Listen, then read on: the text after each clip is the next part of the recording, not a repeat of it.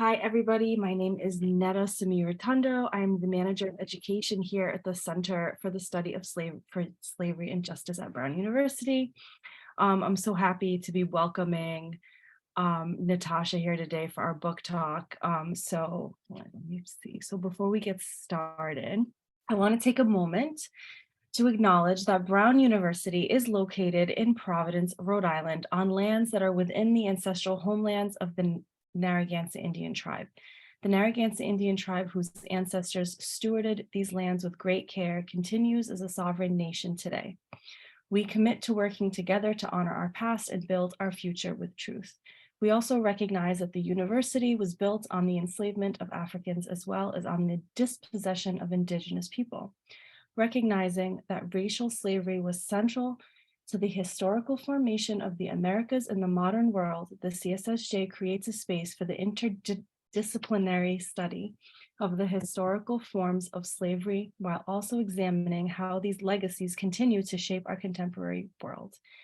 This afternoon, it is my privilege to introduce Dr. Natasha Gordon-Chipembere, who is a professor of African diasporic literature for over 20 years. She has taught in classrooms from South Africa to New York and to Costa Rica. Her academic scholarship focuses on slavery, and her first book project, Representation in Black Womanhood, The Legacy of Sarah Bartman, is now required reading for all first-year college students in South Africa. Natasha's writing has also been published in Essence magazine, along with a monthly series, Musings from an Afro-Costa Rican, in the Tico Times. Finding La Negrita, a historical fiction novel, which we're going to get a little piece of today. It is set in 1634 colonial Cartago, Costa Rica. It is a retelling of the Black Madonna narrative, which has driven Costa Rica's national and spiritual identity since the 1700s. It traces an African family story across time and space, from Africa to colonial Costa Rica, as they grapple with love, legacy, secrets, and the lines between freedom and enslavement. So speaking this evening with Natasha is Felicia Deneau, who joins us from the University of Cincinnati.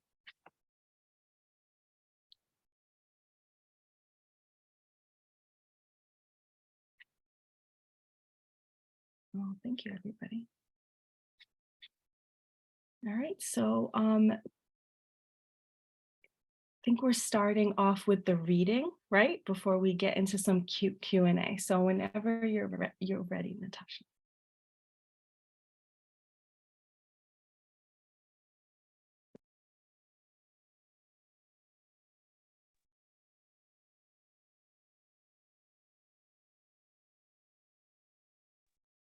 Okay, I couldn't unmute for a second. Okay, I just realized that. Hello, good evening, everyone. I am so excited to be here. I want to thank Brown University for supporting my work and providing this platform. And I'm specifically really excited to be in conversation with Dr. Felicia Deneau. I think we will engage in some really interesting topics, and so I'm really excited. But allow me to read from the book, Finding La Negrita. For this evening, I have decided to read the prologue, which is one of my favorite parts of the book. Fragrant, luxurious indigo blue.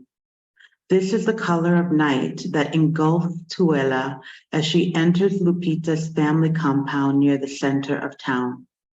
The houses are lumpy shadows as the dark descends. The evening's twilight wraps around her like music. At 25, Tuela is poised in the beauty of her youth. Her mahogany skin accentuates her cheekbones and firmly set brown eyes. Though she leans more on the side of slender, her full lips have invited many to dream about their taste. It has almost been a year since she has seen her best friend, and she is grateful for this trip with her father so she can visit with Lupita. Since she married 7 years ago and moved with Dakari near the Zambezi, It is not often that her father plucks her from her sculpting work to accompany him on one of his lecturing trips. But 2 weeks ago, her father appeared at their front door without ceremony and requested her presence with him at the palace in Benguela on the Angolan coast.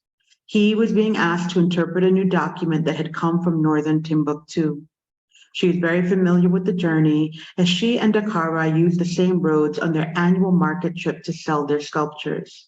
Dakarai had seemed withdrawn when she told him that she would be away for 2 weeks.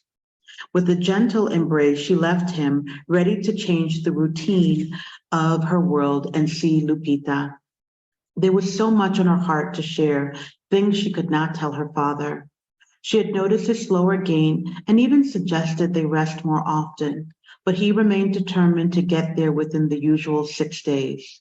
And so now, with the evening air humid with ocean breeze from the coast and the expanse of sky of midnight blue with the orange rays of a sun no longer visible, Tuella enters the party. There is a fire to the left of the main house in the compound, and that is the source of all activity. Colorful cushions and blankets are strewn around the fire as the crowd of mostly young people sway to the melodic singing of a young man standing with his back toward her. Even from the compound's wall's dung-colored entrance, Tuella can see, because of the fire, that his dark skin is smooth like the Rapoko stone she uses to carve her Shona statue. Such a beauty. He is reed thin but passionate as his hands wave, enunciating the words he sings without accompaniment. Everyone is mesmerized. His words are in Kikongo, a language she cannot understand, but as she listens while she walks closer to the group, she gets the meaning of his words. They are a lament, perhaps of things to come. His voice pierces the night, and even the dogs settle into stillness. Tuella holds her breath. Closing her eyes, she gulps down the sounds, the pitch of his voice stinging the inside of her chest, and tears appear suddenly. She is startled when she feels arms around her, and it takes a second to realize that Lupita is embracing her. The joy she feels at being held by her friend brings the tears faster, and as she rests her head on Lupita's soft, round shoulders, her body shakes with sobs. Lupita simply holds her, perhaps assuming that she is moved by the music as much as the rest of the crowd. They release each other when the song comes to an end, joining the group of about 25 people, mostly in their 20s, in a rousing applause. Come, let's go sit away from everyone so you can fill me in on life. I have missed you so much, Tuella, Lupita says, as she grabs Tuella's hands and leads her towards the main house. The nearly full moon allows for some light in the darkness as they move away from the fire. In the distance, Tuella can hear that the singer has been convinced to sing a favorite local tune, and other voices eagerly join in once he begins to sing again. Tuella and Lupita enter a small house, round in shape with a thatched cone roof that has an opening in the center for smoke. There is a fire in the middle of the room that brings warmth to the 3 sleeping children on wooden beds. This is where Lupita lives with her mother and 3 smaller siblings. Her father resides in the main house, and both he and her mother are gone to visit the palace for the presentation by Tuella's father. Tuella knew the feast afterwards would extend for hours, and this was why she had asked permission to visit with Lupita, who remained in the compound to care for her younger brothers and sister. Lupita is a small wonder. At 24, Lupita is chocolate brown, short and round, with full hips, plump breasts, a perpetual blush from the beach's constant sun tinging her cheeks, and a ready twinkle in her eye.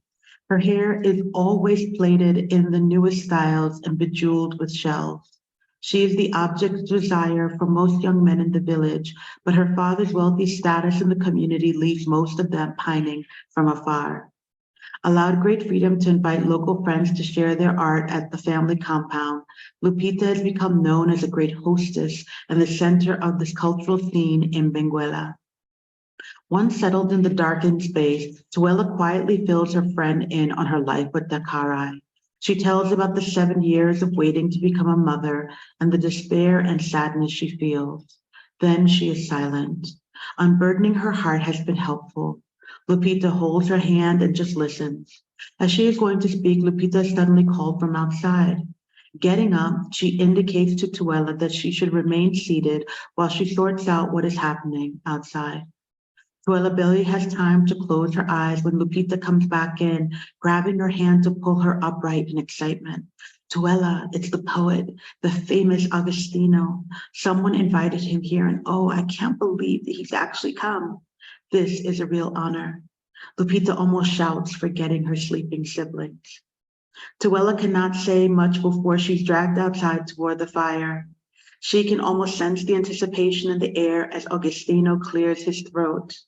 What she does not expect is to have the breath knocked out of her when she faces him across the fire. He looks nothing like a poet, who in her mind's eye should be languid, short, and intense. Cinnamon brown with short, thick hair and broad shoulders, he stands a little under 6 feet tall. Agostino looks more like a prince than a wandering wordsmith. They lock eyes and he smiles with just the left side of his lips curling up to acknowledge her blush. Looking down at her feet, Tuela does not pay much attention as he begins to recite a poem in Portuguese, which causes an instant uproar amongst the crowd as they protest the use of the white man's tongue. Hushing the crowd to listen carefully, Agostino starts again, skillfully intertwining Congo with Portuguese in a political poem, condemning the increased slave trade that is happening on their shores and in the marketplace just outside of Lupita's family compound. Soon his words are heralded as several young men spring to their feet with rapturous applause. When the night grows late and the crowd begins to fade, Tuela holds back. On the arrival of Lupita's parents, all those lingering say their quick goodbyes. Tuela gets special greetings as they love her deeply. They embrace her with the warmth and exhaustion of enjoying a long evening out. They immediately retire after giving instructions to the servants to put out the fire. After a few more poems by Agostino, Lupita had finally introduced him to Tuela. She finds that he is Mubunda and also 25. He now lingers at the compound entrance as Tuela gives Lupita a final hug. Without words, she walks alongside Agostino as they take the central road into town. In their quiet conversation about nothing and everything, Agostino switches into Timbuka, which she speaks, and explains that he is a teacher in his village. As they walk side by side, they occasionally touch hands. At the intersection of the road that leads towards his lodging, Agostino looks at Tuela. With his right hand, he reaches out to touch her lips. Their eyes had long adjusted to the darkness, and she gently gives a soft nod of consent and follows him to his place, which is not far away and easy to get to in the flickering moonlight. Tuela's heart races as she wants this moment outside of time. She thinks only fleetingly of Dakarai when they enter Agostino's room, and he turns to kiss her. They make love quickly, no sounds, only breathing, and then respite as if starved. She holds on to him when he climaxes inside of her, as she has little fear of pregnancy since it has not happened in 7 years of marriage. When he softens, he gently removes himself from her, kisses her shoulder, and settles into sleep. She watches him as he snores, noticing the hairs of his short beard move. For some reason, then this makes her giggle. She thinks of Dakarai's clean face, and this is when she remembers who she is. She quietly dresses in the encroaching dawn light and makes it back to her lodgings without another to serve as witness. She washes up quickly in cold water, traces of the sun already peeking in the rose-pink sky. Grateful that she has a room separate from her father's, she crawls into bed. The sleep that overtakes her is the most peaceful she's had in months. Thank you.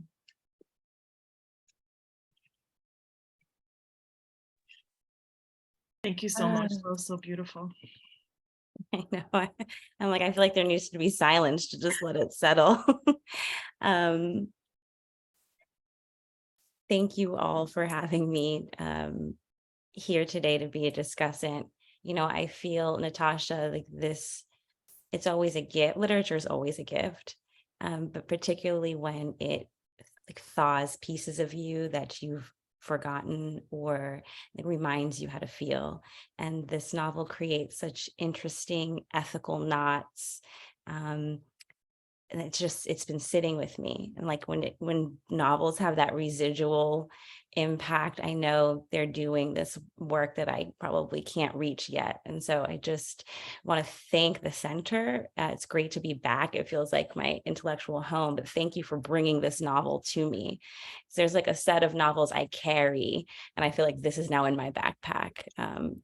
For my personal like things that I think about, and this fits in. And so it's part of like a new personal library of mine. And so I thank you, Natasha, for giving this novel to us. So I've set up a few questions, really thinking with pieces of the novel, characters, thinking about craft and writing. And so we'll probably bounce around, and there'll be time for Q&A, of course. That's the most important. And so forgive me, I'm reading from a second device, so I'll be looking down. But all right, my first question, I want to talk about this powerful prologue, and how you kind of imagined the work that it's doing. So under the cover of the fragrant, luxurious indigo blue night. I love that opening line. We're talking about opening lines of novels. And that is just that fragrant, like a color being fragrant. I love that. Okay. We meet Tuella, mother of Jendai, wife of Dakarai, who along with Esmeralda are the pillars of the plot. We begin with Tuella desiring and desired. Tuella, after all, means beauty. We meet her via this fugitive ecstasy. No sound, only breathing. The consequence of which unfolds across old and new worlds. That's what I really love about this novel. Not all novels do that well and with integrity on both sides of the Atlantic. And I feel that's really unique to this book. We begin with ancient literacies. Carving was their language, as you write. That art of turning, quote, stone to word. We begin with lectures and documents from Timbuktu. In beginning with Tuella, the story is beholden to maternal absence and maternal longing. Tuella is also the first image of secrecy. I'm left thinking about the secrets of the mother as the mystery at the heart of every beginning. Why begin with Tuella? Why begin with the secrets of the mother? What kind of invitation do you imagine the prologue to be? What did Tuella as a character allow you to imagine? You note in the preface that Dakarai came to you first. So he's this kind of threshold into the story. And I felt that because in my mind, he's the lead character. So take us to the beginning, the research, the writing, the prologue, Tuella and Dakarai as like kind of gates to the narrative. Thank you. So take you back to the beginning. First, I want to greet everybody. I am in Costa Rica, and 8.5 years ago, my family and I decided to leave New York and move to Costa Rica full time, which is my maternal homeland. So my mother's Costa Rican, my grandmother's Costa Rican, via Jamaica. So I just want to establish that. So that is where I am located today. And I give the context of the move because one of the things I really wanted to do would be more intentional about my creative life. So I always knew that I wanted to write creatively, probably from when I was about 5 or 6. But as an academic, so I'm trained in teaching writing and teaching literature. And I've been doing that for 20 years in many different spaces, classroom spaces, but I have not been formally trained to write creatively, but it's something that was in my heart. And so in thinking about Costa Rica, and specifically in thinking about how Costa Rica presents itself sort of on the global scene as sort of the Switzerland of Central America, it's a country without an army. It has an incredibly high literacy literacy rate, one of the things I noticed was the absence of a historical narrative that gave any explanation for its 260 years of slavery, right, in the colonial time period. And so I wanted to figure out how, if that's not in the everyday classroom of Costa Rica and kids are not learning about enslavement, how then does the country sort of reconcile the fact that I would say about at least 80% of its population, which is Catholic, venerates a Black Madonna, right? So I wanted to kind of put those things together. So the Black Madonna in Costa Rica, who's the patron saint, her national day is August 2nd, is called La Negrita, the little black one. So that's essentially the title of the book, right? So it's about going on a journey to find this icon, this Black Madonna. And that's what I wanted to do. So originally I thought that I was going to write just a historical text on slavery in Costa Rica, because I felt that that was not part of a national discussion. And I really wanted to talk about the impact of an Afro presence from the colonial time period, not just the contemporary sort of migration of Afro-Caribbean people at the turn of the 20th century to work for the United Fruit Company, but I wanted to talk about the people who basically built the country, the colonial capital, and essentially how they then sort of get absorbed into what we would call mestizaje, or a mestizo understanding of Costa Ricans today. But then, you know, I needed to figure out, so I spent time in the archives, in Costa Rica's archives, went to the British Library. So it took me about 7 years to write. And I studied maps. I mean, I went to the colonial capital, which is Cartago. I walked in those streets. I went to the Cruz de Caravaca, and I really tried to sort of embody the space. The ruins of the church, the Santiago Apostol Church, is still in Costa Rica. The folklore around it is still there about the two brothers, and all those things are part of the space, and I engaged with it.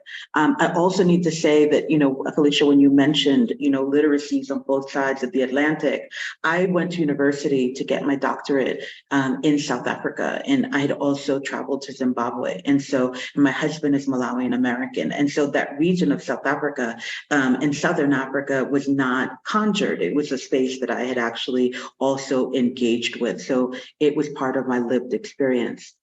So I think one of the things that was really important to me, and I've been thinking about a lot, is, well, how, since just writing a historical fiction book, a historical text on slavery in Costa Rica, for me, one of the things I really was most interested in was this free Black community that existed in colonial Costa Rica. And I was very interested in the fact that they really didn't show up anywhere, but I know that they existed because they were also commissioned by the Catholic Church. There was a brotherhood or fraternity of free Black men who were commissioned to then maintain the veneration of the Black Madonna in a church in that area for over 200 years. And a lot of their practices were highly Africanized spiritual practices, so drumming and dancing. And that was sort of one of the complaints of the Catholic Church. Until the Catholic Church at independence in 1821 decides to remove the Black Madonna out of this Black community and basically whiten her, and she becomes a symbol for Costa Rica and the new nation.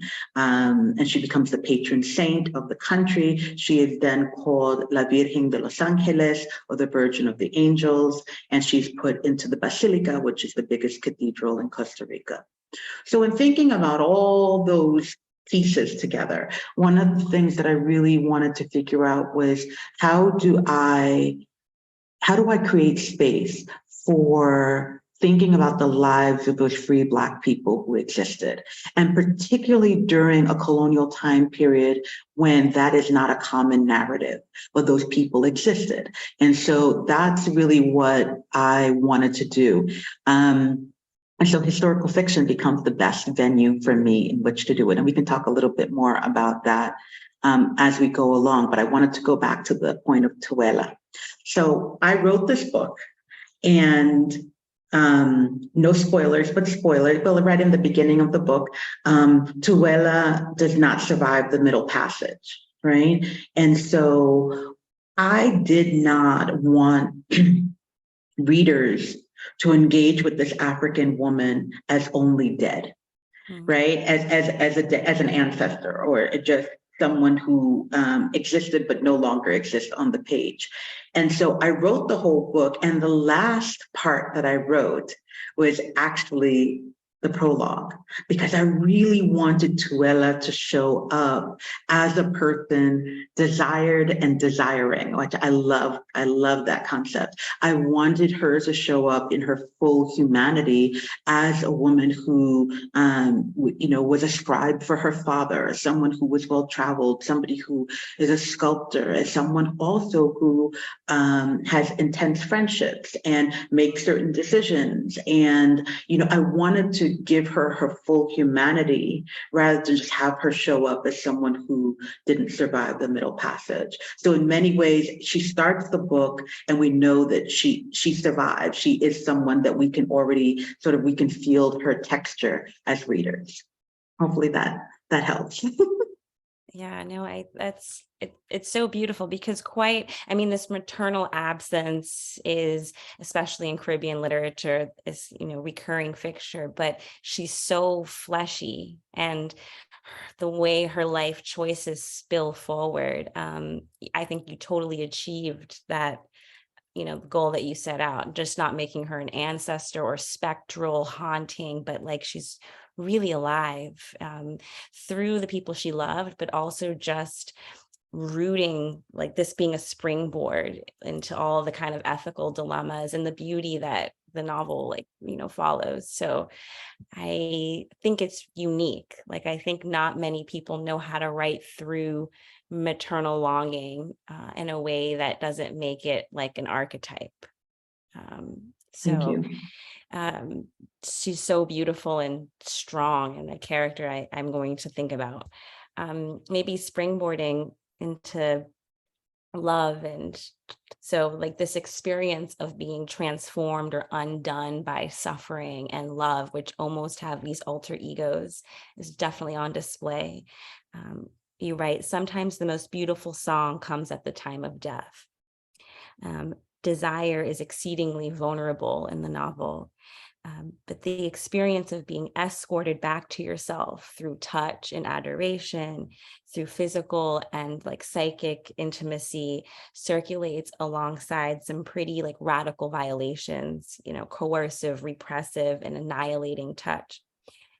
I was really struck by the amount of intimacy in the novel, but also how you straddle these two kinds of intimacy, monstrous and restorative.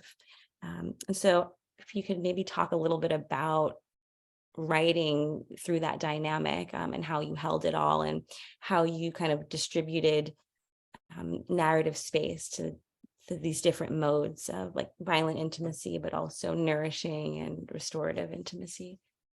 Thank you. So I do need to say that Dakarai, who you mentioned, is the first character who came to me, and Dakarai is a character that I love deeply. And he's perfectly beautiful and perfectly flawed, which and he's just magnificent. And so I really thought about intimacy through Dakarai specifically, right? Because it's really his desires in many cases, because he falls in love with an enslaved woman in the text that sort of set off a lot of his decisions that then also have repercussions for the free Black community and the enslaved community. And I'm trying not to give any spoilers so folks can read. But in thinking about intimacy specifically, Dakarai is sort of the center for that. And the book that I was really inspired by was Edward Dandy Katz's The Farming of Bone. So for me, in reading that book many years ago, it moved me so deeply because it was really the first time I had seen a writer unapologetically make Black men complex, but so beautiful, so desirable. Oh my goodness. You know, Sebastian Onius as this man in her text.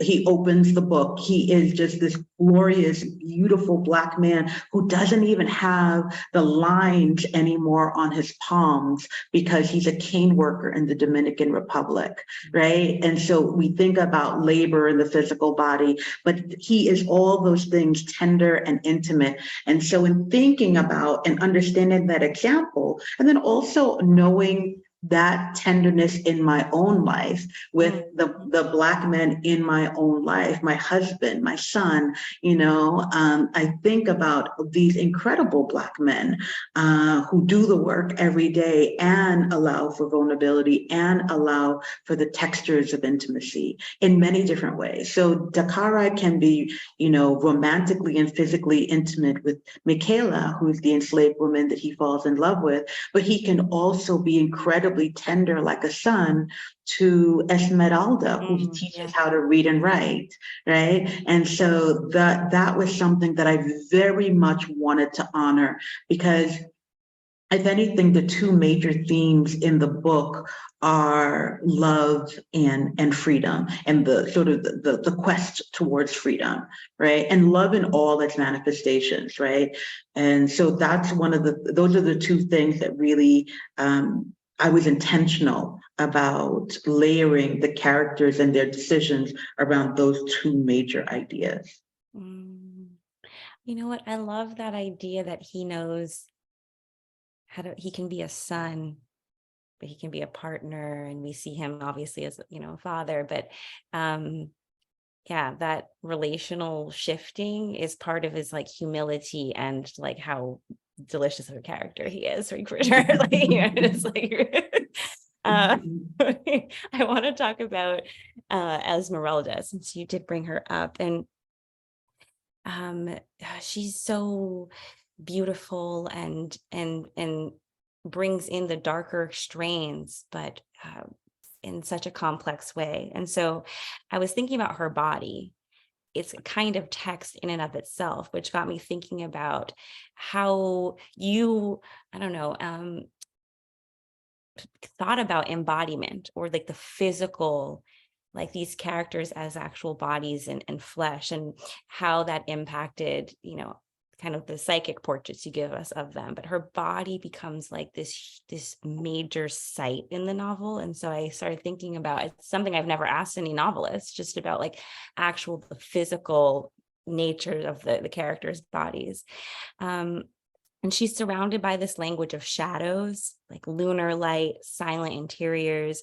You write, and this is speaking from Esmeralda, I have always been owned by one form of oppression or another.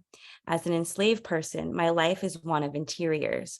I clean the church for Padre, and I live tucked away in a shack behind the looming gravity of stained glass and burnt candle stubs. Today, I stand in my doorway, edged slightly against the frame, so if anyone were to pass, they would have to look twice to see me. Instead of staring up into the fleeing night sky and seeing the shadow of volcano Irazu, I look down at my shriveled left arm, hanging aimlessly against my thin green dress, its color lost years ago with constant washing. It is hard to see the width of this place around me, as my left eye remains glassy and visionless. I do not think back to the fire, but shrug off those memories that want to take over. What is it like writing from kind of these shadow aspects, from like that accumulated silence and those disappeared interiors, and next to like the vibrance of those, like that beautiful intimacy? So Esmeralda is also a character that and when we're talking about embodiment, that I certainly infused with the grandest power as a character. And so I want to backtrack just a little bit. I originally wrote this book through 4 point of views. So it was Dakari, Jandai, his 15-year-old daughter, Michaela, his enslaved love interest. And Dakarai was enslaved in Costa Rica for 7 years, but then he's able to buy his freedom. So he is a free Black man living in this Black township with his daughter, who's 15, who he's raised. And then Michaela works for a Spanish family in the town of Cartago. Esmeralda is a slave of the Catholic Church.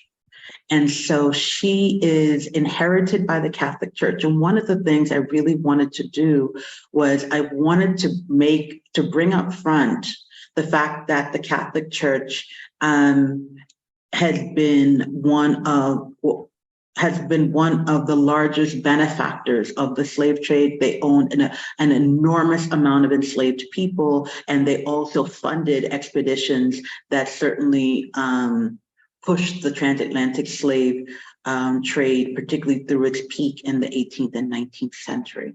And so I wanted to give that fact through Esmeralda's body, right? And I can't give any spoilers of how she is blinded in her eye and how she has a crippled arm, but because of those, what I guess we would call disabilities, she is all seeing. So in the editorial decision, we moved everybody into third person except Esmeralda.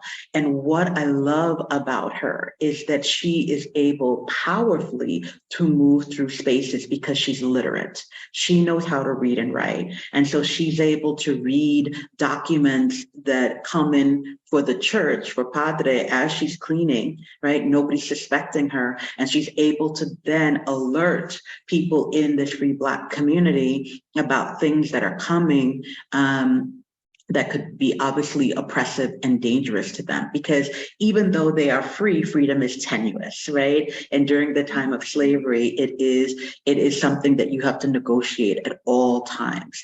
And I really wanted to make that clear. So for me, the physical limitations of her body have very little to do with her spirit.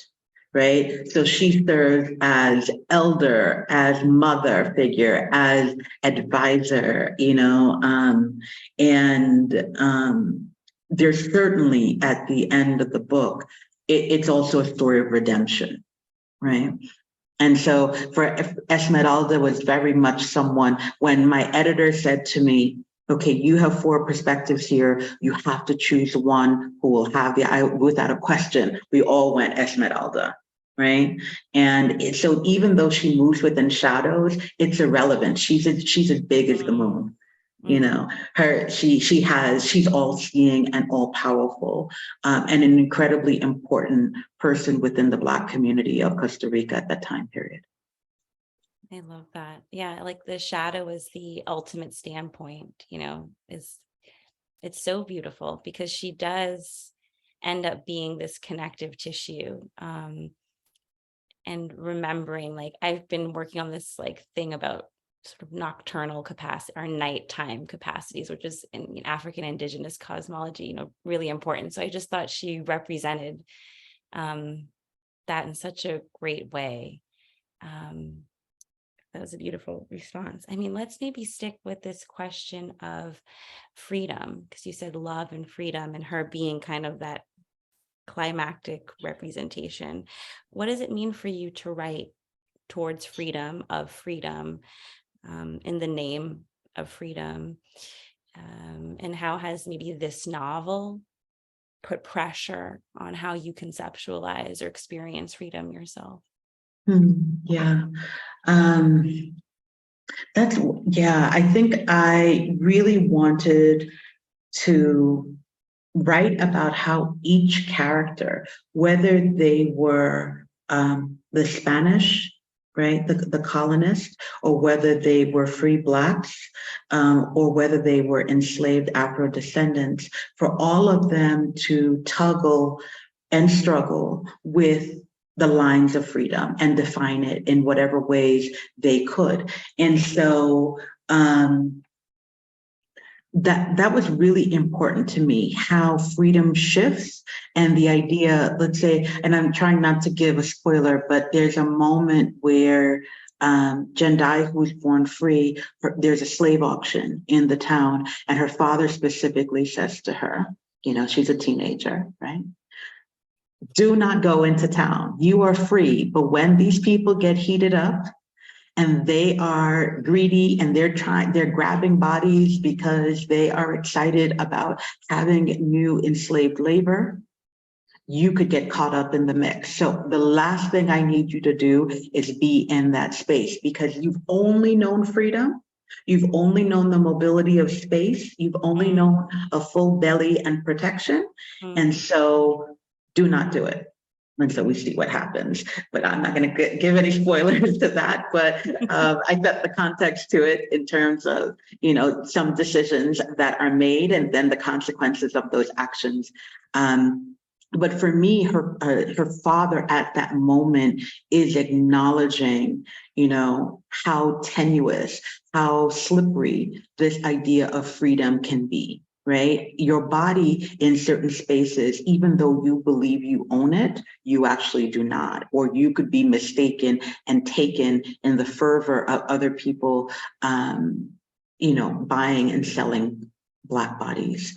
So that was really important to me, that each of the characters had to figure out freedom for themselves. And I mean, I think that that's how it's coupled with love, right? So this idea that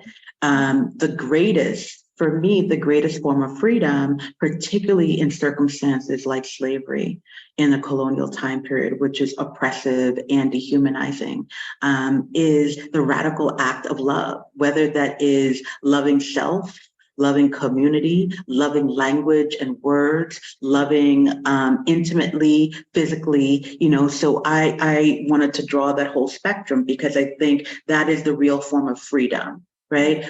When you can choose and you're going to give your heart and you're going to love somebody else, then you're actually free. Even if you're in chains, if you have the capacity in which to love self and love others in many cases and act on that, if you have the chance to do it, then there's a real understanding of freedom at that time. I love that. Yeah, because I definitely wrote down at times throughout the novel, there is this tension between the desire for freedom and the freedom of desire, and how they don't always line up and they can miss each other, and sometimes they can fuel and augment one another. But so I just, yeah, the way you paired love and freedom and curated tension and conflict with intent, like, you know, people's different desires, and brings them into this really, like, this nice harmony. I guess I want to read you a quote from Jamaica Kincaid, another author. And I always think about this in my own writing, so I like to pose it to other authors. But she once said, quote, "When I start to write something, I suppose I want it to change me." And this is kind of leading from my last question, "to make me into something not myself. And while I'm doing it, I really have the feeling that this time, at the end of it, I will be other than myself. Of course, every time I end a book, I look down at myself and I'm just the same. I'm always disappointed that I'm just the same, but not enough to never do it again." And she kind of keeps going. But I love this idea of, you know, what has the novel given you? How has it changed you? What has it permitted you to go on to do? You know, what have the characters, how has it changed you? And if it has, how? Yeah, thank you. So, you know, that Jamaica Kincaid quote kind of makes me giggle a little bit, because I never, in writing this book, I never looked down thinking that I wanted to be anything that I am, and that I didn't want to be changed. I didn't think the book was going to change me. I'll answer it with two things. I think that in writing the book and holding it in my hands, it definitely confirmed the thing that I wanted to be since I was 5 years old. It confirms that I can write creatively. I can write fiction, because I know I can produce academically. I've been doing that for 20 years. So this is something that I wanted to do. And I feel like I have a couple more books in me too. So they're coming. And then I think for the first time, what it's actually allowing me to do is see sort of the body of my work, the arc. There's an arc, you know. I mean, I definitely am someone who's very interested in slavery, but I'm really interested in how enslaved people performed acts of agency, whether that meant, you know, getting up every day and not jumping over the ship, or jumping over the ship, right? Or grinding glass every day as they were cooking, you know, on the plantation, or falling in love, right? Or learning how to read, or whatever, entering a maroon community, or all those acts of agency, those relationships. For me, I realized that from the first work that I was doing earlier in my career, academically, where I was writing about Sarah Bartman and thinking about her and her acts of agency as a Khoisan woman who was taken and put on display in Europe until she died, and then was cut up and put on display in the Museum of Man until the 1970s, until she was then returned to South Africa in 2002. I realized that even the work that I'm doing for Afro-Costa Ricans today and thinking about enslaved people and the legacies of Afro-descendants in Latin America, it's still around the same questions, right? So it's not a question of proving humanity. There's no question about it. Humanity is there. It's fully, but I want to feel the textures of it. And agency for me, decision making, even if they're minute, like Esmeralda, who savors a cup of tea, with fresh milk, I mean, that's her choice to actually be in that moment and savor it. As someone who is enslaved, right? She still creates interactions with community at great risk. And so those are the things that I was thinking about in terms of at least what this book has allowed me to do. It's allowed me to see sort of the trajectory of my work over the last 20 years, whether I'm producing academically or writing creatively, that in many ways they're asking the same kinds of questions. And for that, I'm really grateful. I could keep asking you questions, and I know we have like 10 minutes left, so I definitely want to invite our audience members to pose questions and to get this chance to talk to Natasha, because I've been definitely taking advantage of, of the chance to, speak with a brilliant novelist, honestly.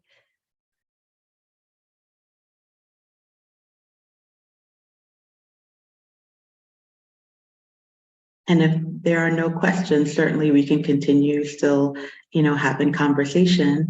But I would love if there are questions, if folks just unmuted and share them.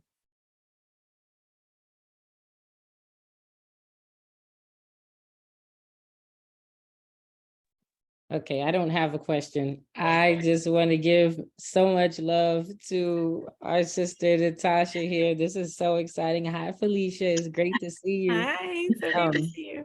Yeah, Natasha, I'm so excited for you. Dominique was ecstatic about your book, and I was too. Natasha and I'm gonna share this story, okay? So they just know not only is she a brilliant novelist, but she's a generous person. The work is beautiful. Thank you. And it was wonderful questions and Felicia, so thank you. But Natasha and I used to work at Medgar Evers College together, and we used to teach there. And Natasha was a professor and I was an adjunct. And she was like, sis, if you need a place to sit, you can come into my office and I'll give you the key and you can sit there and do your work in quiet, even when I'm not there. And so Natasha is just a beautiful human altogether. And I'm so glad to just be able to see this evolution for you, because you worked so hard for it. And thank you for being here with us. Thank you. Thank you. Hi. Hi, Natasha. Oh, sorry, someone else was going? I think Keisha was trying to speak. Keisha? In New York is, I think, getting something published. Along with several people, some years up there, the pastor's wife has have the public traffic, there's another lighting from that thing. I don't think that, I don't think they, I don't know what was happening. I think we're hearing something. Yeah, That it's a maybe little was unintentional. staticky. Yeah, maybe she'll come back. I think Erica wanted to speak. Yes. Hi, Natasha. How are Hello. you? Fine, thank you. Hello. Good. I met you a couple of years ago. You had a conversation with us at the Black Consciousness Festival. I Oh, think it was, yes, yes. yes. And I got your book as a gift for Christmas from Sean. I read it. So I want to Yay. say thank you so much for your writing and your sharing. And what I appreciated was, the fullness of the story, the fullness of the man, how he was laid out, because I think we have so many experiences of enslaved African men or African men who were never given that fullness of treatment. Yeah. So I appreciated that. I also appreciated the insight into how, these free Africans lived, their herb gardens, their food, their self-sufficiency, all of that. I really appreciated that as well. And what, keeps niggling at me is something which, I think we don't think about a lot, the people who were left on the continent, family members. So I keep thinking about, Dakarai's children, the mothers, the fathers, and just trying to deal with that whole part of our history. Those who were left behind not knowing what had happened with their siblings or their children or whatever else it is, So that's what I'm sitting with right now. And I'm hoping at some point in time, you would flesh out that part of the story. Oh, you're like giving me a idea. job. I like that idea. Oh my goodness. Well, I think that there are two specific characters, Petronella and Dakarai, who have relatives, and they remember, because they're adults when they're enslaved, so they remember the people they left behind, and it's a whole. I mean, they do ask. They ask questions. It's a lament, particularly for Petronella, right? She wonders what people, what are the people behind told about her absence, and how is she mourned, like I mean, it's so devastating. And in many cases, we don't think about that, right? We just think about the plantation and the atrocities that happen, that sort of, destroy Black bodies all the time through the slavery moment, including the Middle Passage. But what are about the lives of the people left behind, because no one comes back to give them those stories. And that's one of the reasons that I started the prologue with Tuela and Lupita and this beautiful, thriving sort of cultural scene where, the music is beautiful, the poet is passionate. So it's a life, it's a community, it's an art scene, so it's not just shackles and chains. And as you notice, I did not include any of that. It didn't mean that slavery didn't exist. It just meant the different types of interior and intimate violence just played out differently in Costa Rica, right? Than we would say in sort of the stereotypical cash crop plantations of the Caribbean, maybe Brazil and the southern parts of the United States. Slavery is slavery no matter what. So thank you for that, Erica.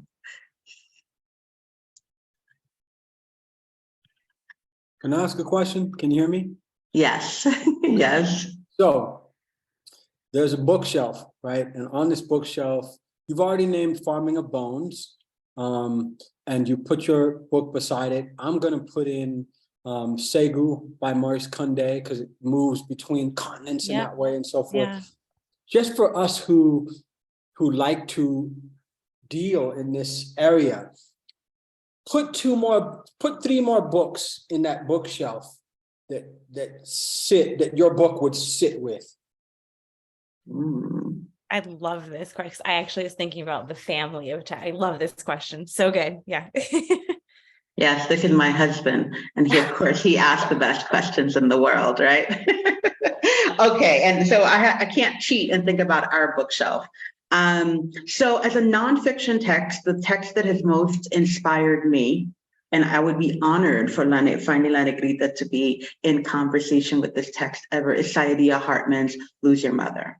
So that text sort of changed my whole understanding of the transatlantic slave trade. Interesting.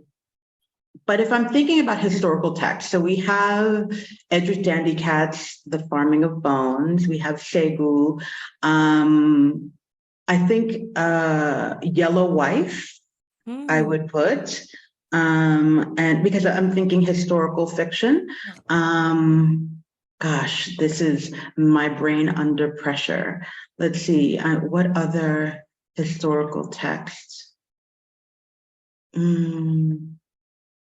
And just thinking about books that talk about a historical moment. So I love Yellow Wife. I love, that's Sadiqa Johnson. And I love Vanessa Riley's Island Queen, which are more contemporary texts, but they do wonderful things with historical fiction and Black women.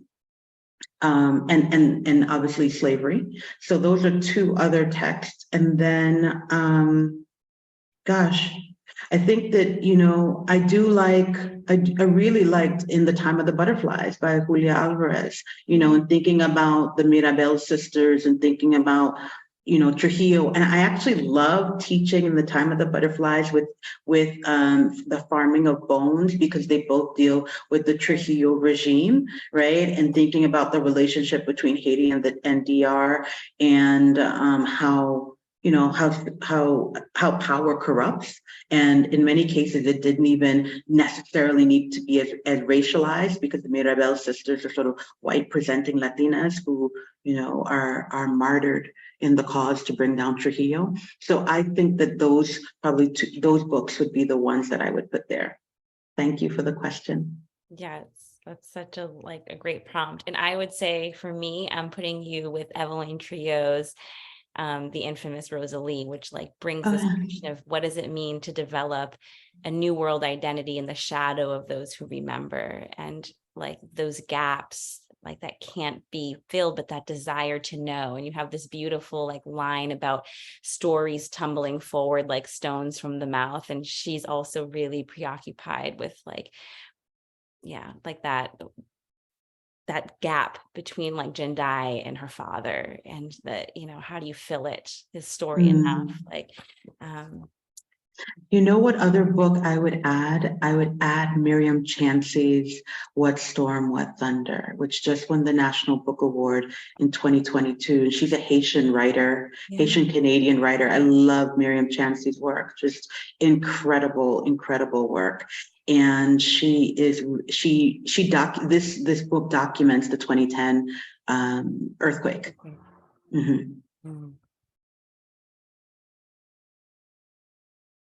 Okay, it's 6:30 on the nose. Do you have any parting words or? Well, I just appreciate the space. I'm grateful for everyone who showed up, and you please follow me on Instagram. It's my name. I know that the information was put into the chat. If you wanted to, I'm doing a book giveaway until the 28th of this month, in the spirit of love on Instagram. And so I will personalize a copy for whoever. You have to follow me and tag a friend, and then I'm just going to choose a random name, and then I will send it to you wherever you are in the world. I'm here in Costa Rica, so you will get a personalized DHL package from Costa Rica. And then, if you purchase the book, that would be lovely. And please, if you do purchase the book and read it, go ahead and write a review, reach out to me and ask questions. That's really important to me. I love engaging with people and learning how they take in this book, because I just wrote it, and so you write it's a solo process. It's a very singular sort of isolating process. And the rest of my life was happening. So it wasn't like there was carved time where I was sitting, just at a desk, sipping a coffee. That's not how it worked. I wrote it in the process of life and having my children and teaching and, and being in this new country and adjusting, right? And so I would really love for people to write reviews and and continue reaching out to me. I will certainly respond to questions that folks have. Once again, I'm just really excited to be in conversation. Felicia, your questions were brilliant and they really made me think about my book in a different way. So I appreciate you so much. Thank you. Like I said, it's a real gift when you add something new to your like personal backpack. There's like my scholarly backpack, and then there are the ones that like make me better, and the characters that I want to take out of the novel and like be a part of like how I like, I use them to bounce ideas off of. That's why I said that thawing that happens, or where you're reintroduced to feeling certain things or thinking about love and different ethical conditions. And, so I thank you. Yeah, thank you so much. Yes, definitely. Thank you to both Felicia and Natasha. I'm so excited when I heard you say that you still had a couple books, like already ideas, like in you. I'm really like, I'm going to follow you forever to see how that goes. It's super exciting. Yeah, we're literary groupies. I love it. Thank you. Thank you so much. Thank you to everyone for joining. Thank you to everyone watching later in the recording. Yes, absolutely. It was so beautiful. Yeah, awesome.